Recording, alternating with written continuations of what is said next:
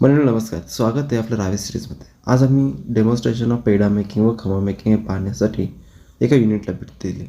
तिथं गाईंच्या दुधापासून खवा असेल, पेढा असेल, बासुंदी असेल, कशा पद्धतीने बनवतात, त्याची प्रक्रिया काय असते हे जाणून घेण्याचा प्रयत्न केला.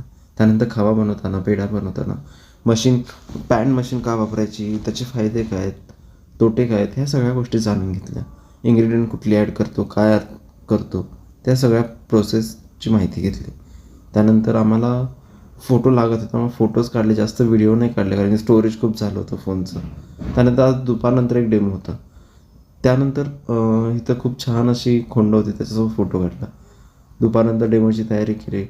पोमोग्रेनेटच्या प्लॉटवर होता, त्यामध्ये स्टिकी ट्रॅप असेल, फेरोमेन ट्रॅप असेल, लाईट ट्रॅप असेल, कशा पद्धतीने बसवायचे, त्याचा फायदा काय, ते वापरायचे कसे, याची थोडक्यात माहिती दिली. शेतकऱ्यांना समजावून सांगितली.